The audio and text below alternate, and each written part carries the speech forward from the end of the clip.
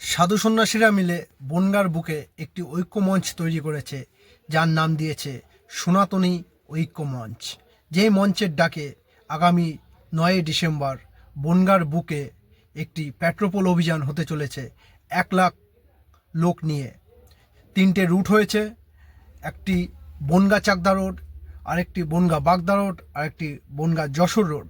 1 নম্বর গেটে ওখান থেকে জমায়েত যশোর রোডের, চাকদা রোডে আপনাদের হসপিটাল কালীবাড়ির ওখান থেকে জমায়েত, আর বাগদা রোডে আমাদের বিডিও অফিসের ওখান থেকে জমায়েত। ওখান থেকে র্যালি করে আমাদের মেন রুট চলে আসছে বিএস ক্যাম্প মোড়ে। বিএস ক্যাম্প মোড়ের ওখান থেকে সাধু সন্ন্যাসীরা একসাথে হেঁটে সোজা তারা পেট্রোপোল অভিযান করবে, এবং এই অভিযানের মাধ্যমে বাংলাদেশে লুঙ্গি বাহিনীদেরকে বুঝিয়ে দেওয়া হবে যে আমরা আমাদের সনাতনী ভাইদের পাশে আছি। দরকার পড়লে আমরা তারকাটা পার হয়েও ওদেশে যে আমাদের সনাতনী হিন্দুদের রক্ষা করব। বাংলাদেশে যেভাবে সনাতনী হিন্দুদেরকে অত্যাচার করছে লুঙ্গি বাহিনী, তারই প্রতিবাদ জানানোর জন্য আগামী 9 ডিসেম্বর সকাল 10টায় দলে দলে যোগদান করুন, আর ভিডিওটা প্রচুর পরিমাণে শেয়ার করুন, ভাইরাল করুন, যাতে লোক আরও আসতে পারে, সকলে জেনে আসতে পারে। এই র্যালিতে তো অনেক সাধু সন্ন্যাসীরা থাকছে, অম্বিকা মহারাজ থাকছে, কার্তিক মহারাজ থাকছে, আরও অনেক মহারাজরা তারা থাকছে সাধু সন্ন্যাসীরা। আর সাধারণ মানুষ তো থাকছে, যারা সনাতনী হিন্দু তারা তো থাকছেই, যারা কট্টরপন্থী হিন্দু তারা তো থাকছে। যে কোনো সংগঠন যে কোনো সংগঠনের ব্যানার নিয়ে আসতে পারে, যে কোনো ক্লাব যে কোনো ক্লাবের ব্যানার নিয়ে আসতে পারে, যারা যে কোনো ব্যানার নিয়ে আসতে পারে, শুধু সনাতনী হিন্দুদের স্বার্থে।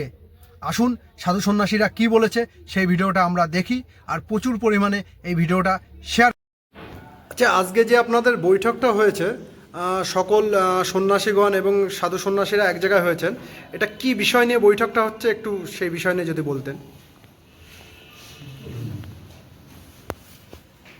বর্তমান পূর্ববঙ্গের যে হিন্দু নিধনযজ্ঞ চলছে এবং সাধু সন্তর বলে যে অন্যায় অত্যাচার হচ্ছে, মন্দির ভেঙে দিচ্ছে, তারই প্রতিবাদ স্বরূপ আমরা সাধু সন্তরা এক হই।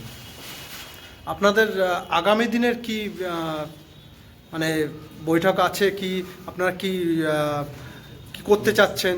আমরা আগামী দিনে বৃহত্তম আন্দোলনে নামতে যাচ্ছি। ডেটটা ঠিক হয়েছে আপনাদের? 9 ডিসেম্বর 9 ডিসেম্বর আপনারা, ঠিক আছে। আপনার একটু নাম আর পরিচয়টা একটু বলুন। আমার নাম স্বামী অঙ্গিরানন্দ, ভারত সেবাশ্রম।